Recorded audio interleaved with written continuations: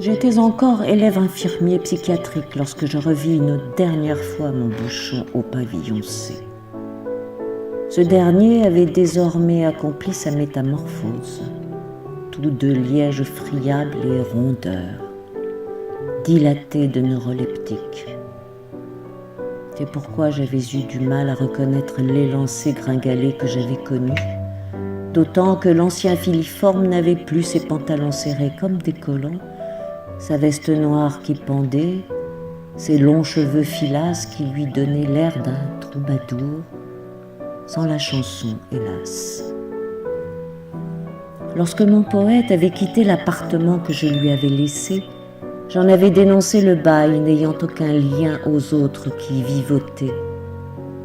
C'était par eux qu'était venu celui qui m'avait dit « Je n'ai nulle part où aller ». Je l'avais logé dans la chambre que mes parents m'avaient réservée dans le pavillon par quoi ils s'achetaient la propriété. Une étroite maison à 3 étages dans un presque village aux abords de ma cité. Une maison assez vieille et défaite pour un moyen crédit et que j'avais aidé alors à retaper, bitumant les poutres avant de les couvrir de cloisons, refaisant les peintures, grattant les sols, et où l'emmuré que je suis avait goûté ce plaisir d'abattre les murs par masse. Mais mon père n'avait pas supporté longtemps cet invité non désiré qui se levait à midi, traînait, ne faisait pas ce qu'il aurait fallu. Alors, je l'avais abrité dans mon atelier de peintre, bien qu'il fût peu un lieu à vivre. Un grenier sans eau, juste terre, air et couvert, un grand espace sous un toit aux tuiles apparentes, une coquille infiltrée d'un peu de vent que j'avais meublée par la décharge, ayant tout laissé à mon poète. Une couche au sol, une grande table, une chaise. Un lieu mal chauffé par le petit radiateur électrique que j'avais fini par apporter, après que la cheminée, contre laquelle je m'étais endormi recroquevillé une nuit d'hiver, eût consumé ma couverture.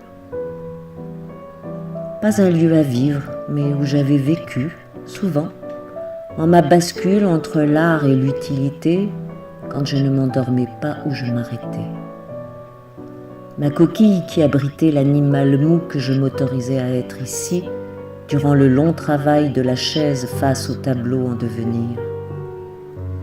En l'attente de l'instant d'évidence qui me jetait, pour un seul geste comme pour une danse de bras, sur ce qui devenait par mes allers-retours une image de mon venir à. Pas un lieu à vivre, mais où je m'étais senti ivre de térébenthine. Et pour n'en perdre l'abri, je l'avais accompagné aux démarches qui donnaient le kit administratif de l'emploi et du logement. Je lui avais laissé un peu d'argent et une liste d'endroits où l'on employait avant de retourner à ma propre histoire, le malheur de travailler au malheur. Mais lorsque j'y revins, le bouchon y flottait toujours, là et même. J'entendis qu'il s'était arrêté sitôt que je l'avais déposé. Si ce n'étaient ses dessins, décrayonnés délicats et un peu maladroits dans un grand carnet. Comme si l'aura du lieu l'avait un peu entraîné. Des fées essentiellement, longues, fines et douces, au visage mystérieux et souriant. Plus tard, lorsque j'en regarderai d'autres, comparables, que me tendaient de jeunes mains, je ressentirai une tristesse et un reproche venus de ce moment, avant de pouvoir complimenter leur commencement. Mais ce soir-là, je ne complimentais pas longtemps, j'engueulais surtout l'inertie. Et le bouchon me dit « Ma mère voudrait te voir ».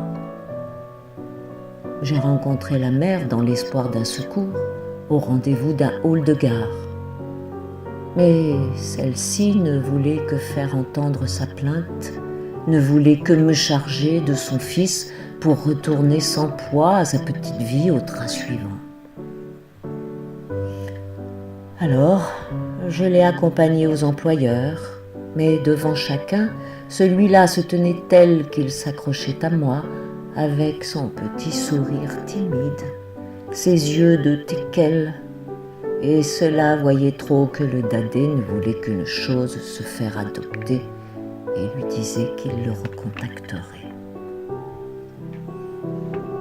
J'ai commencé à ne plus supporter ce gars-là, car je pensais comme mon père qu'un homme doit se tenir debout et qu'en acceptant qu'on nous relève, on s'interdit alors de se recoucher. Relève, c'était presque les lettres, mais pas le mot. Il aurait fallu révèle. Il aurait fallu à ce rêveur atone qu'on le signifie comme on fait d'un rêve, qu'on lui donne sens pour qu'il se donne mouvement. Contre mon désir de le sortir de ma vie, j'ai choisi une fois encore de m'en absenter, de lui laisser l'atelier malgré mon sentiment de perte pour en être quitte. Lorsque nous nous sommes revus, nous n'étions plus les mêmes. Mon bouchon avait une joie et aussi une fierté au visage. Il me raconta une idylle avec une lycéenne, me montra des photos d'elle qui ressemblaient à ses faits. Et après un temps, après que je lui ai dit ému, « Elle est belle, tu as de la chance », il m'en avait montré d'autres, des nus d'elle, de femmes offertes. M'arrachant des photos, je les regardais, me demandant pourquoi il me livrait ainsi cette intimité, et je vis dans son regard, derrière cette fierté nouvelle, sa revanche. Je l'avais tant bousculé, si apparemment fort, sûr, qu'aujourd'hui où j'étais en perte, perdu et perdu, il goûtait ce moment. Lui plein et moi sans. La femme a le pouvoir de rendre l'homme heureux malgré tout le reste. Enfin, cette femme-là pour cet homme-ci. J'avais perdu mon là, je n'étais plus qu'ainsi. Et cela, il le sentait assez pour, non pas s'en réjouir, s'en conforter. Il allait mieux puisqu'il mordait un peu. C'était bien. Et cette fille allait peut-être lui donner ce que j'avais perdu, la force d'avancer, l'élan pour surmonter, car il fallait qu'elle l'aime pour s'être donnée ainsi. Qu'elle l'aime alors que moi, je ne l'avais jamais aimé, il m'avait juste encombré. Je ne l'avais jamais aimé et je croyais alors savoir pourquoi, parce que trop de lui, en son corps gauche, ses yeux tristes, son petit sourire tordu, exprimaient la plainte. La plainte plus que la douleur, même si douleur il y avait.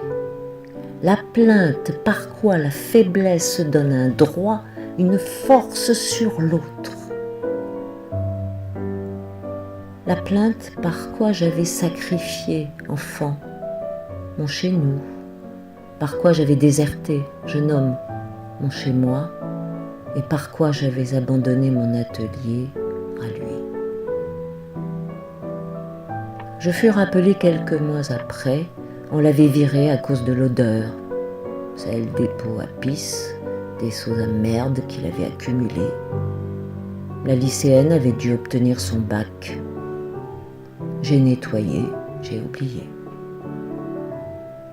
Lorsqu'au pavillon C, je l'ai vu comme ça, j'ai senti une colère. Et je n'ai pas répondu à son triste sourire, à son petit geste d'accueil. Je lui ai donné ses médicaments sans un regard. Une belle distance relationnelle, ma plus belle réussite en ce bâtiment. Plus tard, Je me suis demandé pourquoi j'avais pu être si dure envers lui en ce temps où tout me transperçait. C'est facile de penser. Il suffit de poser la question. Il n'y a qu'elle qui soit difficile. Il suffit de poser la bonne et notre boîte noire y répond. Parce que c'était un faible rêveur, comme moi, que je pouvais rejeter autant que je me refusais, que j'avais détesté mon reflet et ce jour indestin. J'ai été jusqu'à oublier son nom.